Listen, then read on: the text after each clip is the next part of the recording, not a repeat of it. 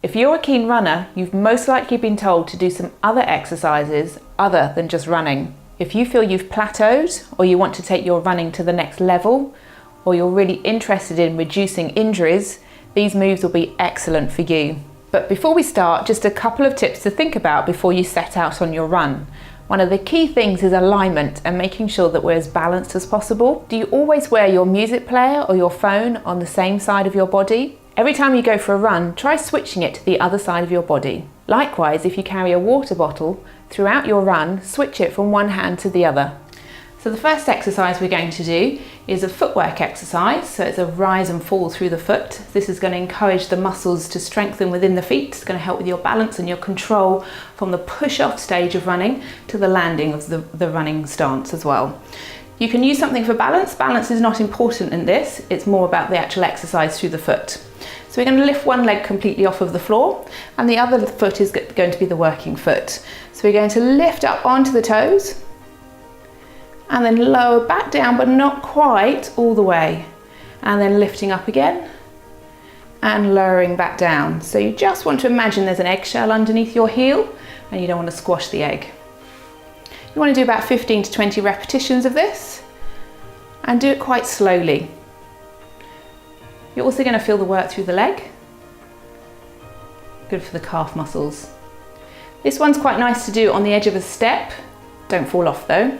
Then the heel can lower that much further down over the step and it gives you a nice calf stretch as well. The next exercise we're going to do is going to strengthen your glutes. It's going to encourage your hips to open out, which is all important for that running stance.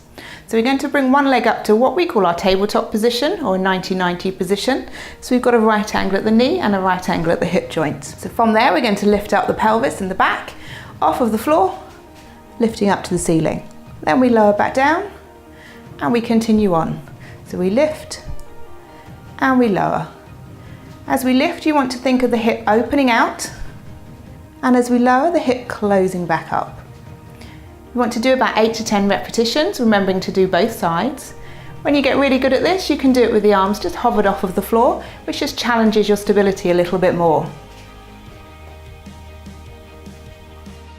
So our final exercise is probably the most challenging, so good one to build up to. I have one leg in front, one leg behind, which I'm kneeling on, and I'm going to have my opposite arm in front to my leg.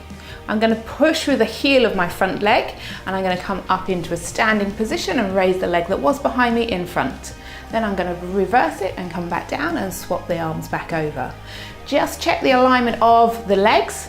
So as we lift up, check that your knee stays over your toes,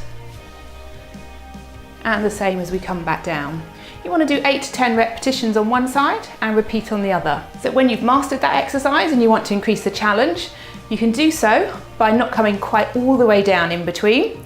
So you're going to lift up and then just come about 2/3 of the way back down and then lift again. Just put some extra work through the quads here. And we can have an additional challenge to that where we add a hop onto the end. So we lift up, add a little hop and then come back down. As a regular runner, you want to be doing these on your non-running days, maybe 2 to 3 times a week, always making sure you have one day of complete rest.